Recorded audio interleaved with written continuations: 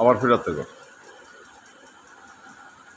আসসালামু আলাইকুম ইয়া রাসূলুল্লাহ, তোমরা যার বান্দা আমি তার গোলাম। আল্লাহু আকবার। ইয়া রাসূলুল্লাহ, আল্লাহ কবুল করো, উম্মতের গুনাহ মাফ করো।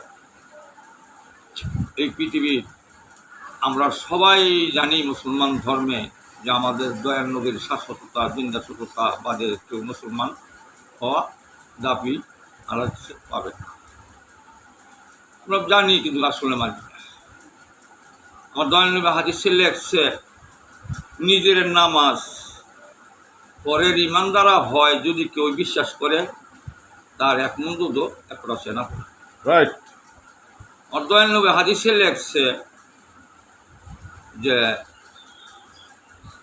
৭০,০০০ মুগরমে ফরজ পড়লে যে সব হয়, আলিম ঘুমায় থাকলে তার চেয়ে বেশি সব। তো মুগরম মুসলমান মান্য নিবে, কিন্তু কোন হাদিসে প্রমাণ নাই।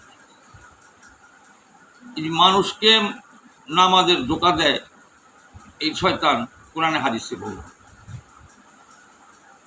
কারণ কোরআন,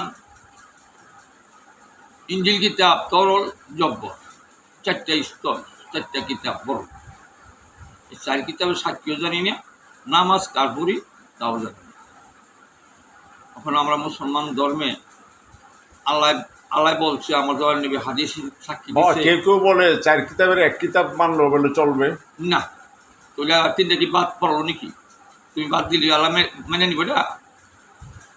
আল্লাহ দাবি কেন 4 তরিকা, 4 ফি, 4 আসাব, 4 খানদান, 4 কুরসি, তো 4 ফরজ কেড়ে বড়, 4 কুতুব তোমার কাছে নাই আছে? মানে তাহলে 1 কুতুবটা চলো, 3 কুতুব বাদ দাও, যে তুমি আত্মারুনি খাইতারুনি চলতারুনি, তোমার ওয়াই কি না? এই যে আমরা মুসলমান ধর্মে জুম্মা পড়ি, পুরা কোরআনের নামাজ, 14 সাজদার নামাজ, 5 ভাগে বিভক্ত, সবাই জানে। তো 2 ফরজ দিয়ে ঘুরে ঘুরে ঘর থেকে সাফ হয়ে বেরিয়ে জায়গা। তা আল্লাহ কি কইছে নবীর লোকে, যে আমি সর্বগুণা আল্লাহ আমি মাফ করব, কিন্তু নামাজ ছড়ে গুণা আল্লাহ মাফ করবে না। তার বিচার আল্লাহ নিজ হাতে করব। এই যে আসার নামাজ 5 পাঞ্জেগা না, 5-এর নামাজ 5 ভাগে বিভক্ত, আদায় যদি করো 19 রাকাত নামাজ। এই যে নামাজ ছড়েরা পরে 9 রাকাত, আর এটি কেললি, এটিকে আল্লাহ মাফ করে দিছে কইছে। হ্যাঁ, তাইলে তুমি যদি এটা সাক্ষী না মাইনা নামাজ আদায় করো তোমার মন মতো, তুমি কি মানুষ না জানোয়ার? না, কোরআন হাদিস সাক্ষী লাগবে। এই যে 7 প্রকারের হাদিস হইল কেন? 7 প্রকারের হাদিস সাক্ষী কেমনে হইল?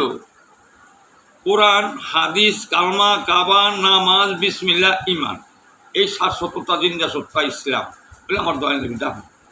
তুমি 7 জায়গায় পানি লাগাই উজু করো, এই 7 জন কেলা তুমি জানো না কেরে? 5 জন 5 জন, বাবা মা 2 জন, এই 7 জন হয় না? হ্যাঁ, বলে কোরআন, হাদিস, কালমা, কাবা, নামাজ, বিসমিল্লাহ, ইমান, এই 7 জন হয় না? তো 7 আসমান, এটা কি হাদিসে বললেছে নবী? না। 7 জমিন, 7 দুজক বললেছে।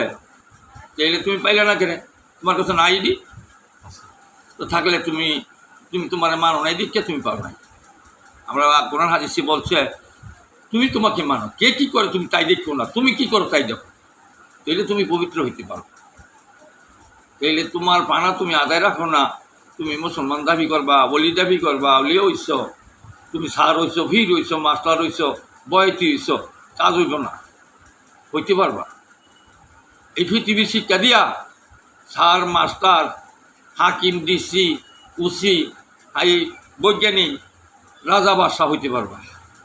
কিন্তু মুসলমান হইতে হইলে 4 ফরজের সাক্ষী লাগবো, 3 ফরজের সাক্ষী লাগবো, 2 ফরজের সাক্ষী লাগবো, 1 ফরজের সাক্ষী লাগবো, ওযু গোসল 7 ফরজের সাক্ষী লাগবো, আর কামা হাকাম 13 ফরজের সাক্ষী লাগবো, 5 ওয়াক্ত নামাজের 17 ফরজ 17টা অরব জিন্দা তার সাক্ষী লাগবো। তাইলে তা সঠিক হবে, আর না হইলেও হবে না। তোমরা ভালো থাকো, দোয়া করি, সত্য জেনে মুসলমান হও। আমি রাখছি এই দাবি।